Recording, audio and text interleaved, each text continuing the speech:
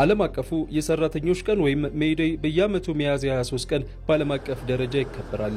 ዕለቱ በዓለም አቀፍ ደረጃ ሰራተኞቹ ያበረከቱት አስተዋጽኦም የሚዘከርበት ነው። ብዙዎች እንደሚሉትም የሀገራት ኢኮኖሚ የጀርባ አጥንት የሆኑት ሰራተኞች ላላቸው ከፍተኛ አበርክቶ እውቅናን የሚያገኙበት ጭምር ነው። የዚህ ቀን መከበር ታዲያ ብዙ ትርጉም አለው። አንድም ዓለማችን ጠንካራና ታታሪ ሰራተኞቿን መለስ ብላ እንድታያቸውና እንድታመሰግናቸው ያደርጋል። በሌላ በኩል ደግሞ የሰራተኞች መብት እንዲታወቅ የሚደርሱባቸው በደሎች እንዲቆሙም እድልን ይፈጥራል። ከዚህ በተጨማሪ ሰራተኞች የተመቸ የሥራ አካባቢ እንዲኖራቸውም የሚበረታታበት ቀን ነው። በአጠቃላይ ዕለቱ በመላው ዓለም የሚገኙ ሰራተኞች ለሚሰሩት ሥራ ፍትሃዊ ክፍያን እንዲያገኙ፣ ደህንነታቸው እንዲጠበቅ፣ በጾታ ልዩነት ምክንያት በአንዳንድ ሀገራት የሚስተዋሉ የክፍያ ልዩነቶች እንዲስተካከሉም የሚጠየቅበት ነው። በተለያዩ የዓለማችን ሀገራትም በተለያየ መልክ ይከበራል። የዓለም የሰራተኞች ቀን አከባበር ጅማሩ ወደ 19ኛው ክፍለ ዘመን ይወስደናል። የኢንዱስትሪ አብዮትን ተከትሎ ዓለማችን ዘርፈ ብዙ ለውጦችን ማስተናገዷ ይነገራል። ይህም በተለያዩ የዓለማችን ክፍል የሚገኙ ማህበረሰቦችን ህይወት ጭምር የቀየረ ነው።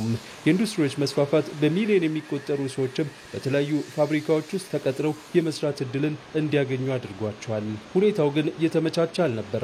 በተለይ በወቅቱ ያለው ያልተመቻቸው ሁኔታና በዚህ ሁኔታ ውስጥ ደግሞ ለረጅም ሰዓታት መስራታቸው በላብ ለሚያድሩት ሰራተኞቹ ደስታን የሰጠ አልነበረም። የቲአርቲ መረጃ እንደሚጠቁመው በአሜሪካ ምድር የሚገኙ ሰራተኞች በአስቸጋሪና በማይመቹ ሁኔታዎች ውስጥ በሳምንት ለ7 ቀናት በቀን ውስጥ ደግሞ ለ12 ሰዓታትና ከዚያ በላይ እንዲሰሩ የሚገደዱበት ሁኔታ ነበር። ይህ የአስቸጋሪ ሁኔታ ያስመረራቸው የሰራተኛ ማህበራትም ይህ ሁኔታ በቃን እንዲሉ አድርጓቸዋል። ይህንን ተከትሎም በአውሮፓውያኑ ግንቦት 1 ቀን 1886 በሺዎች የሚቆጠሩ ሰራተኞች በመላው አሜሪካ የሥራ ማቆም አድማ መጥቷል። ጥያቄያቸውም በቀን ውስጥ የሚሰሩት ሰዓት ወደ 8 ዝቅ እንዲል የሚጠይቅ ነበር። ታዲያ የጥያቄው ማዕከል በነበረችው ቺካጎ በሚገኝ የገበያ ስፍራ የቦምብ ጥቃት ተፈጽሞ በርካቶች ለህልፈትና አካላዊ ጉዳት የተዳረጉበት ክስተት ተፈጥሯል። በቺካጎ ያጋጠመው ይህ ክስተት የሰራተኞች መብት እንዲከበር መሰረት ስለመጣሉም ይነሳለታል። በፈረንጆቹ 1889 የሶሻሊስት ማህበራት ፌዴሬሽኖችና የንግድ ማህበራት ሚያዝያ 23 ወይም የፈረንጆቹ ግንቦት 1 የዓለም የሰራተኞች ቀን ሆኖ እንዲከበር ወስነዋል። ይህ ቀን የተመረጠውም በሰራተኞች ንቅናቄ ውስጥ ቁልፍ ቦታ የነበረውንና በቺካጎ የተፈጠረውን ሁኔታ ለማስታወስ ነው።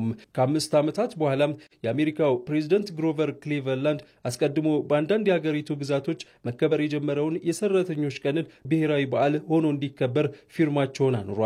ታዲያ ዓለም አቀፉ የሰራተኞች ቀን በዓል በአሜሪካ ምድር የተከሰቱ ሁኔታዎችን መሰረት አድርጎ በየዓመቱ ሚያዝያ 23 ወይም በአውሮፓውያኑ ግንቦት 1 ቀን በብዙ ሀገራት ቢከበርም አሜሪካና ካናዳ ግን በልዩነት ይህንን ቀን መስከረም በገባ የመጀመሪያው ሰኞ ዕለት ያከብሩታል። ዘንድሮ የዓለም የሰራተኞች ቀን በዓለም አቀፍ ደረጃ ለ136ኛ ጊዜ በኢትዮጵያ ደግሞ ለ50ኛ ጊዜ ዛሬ እየተከበረ ይገኛል።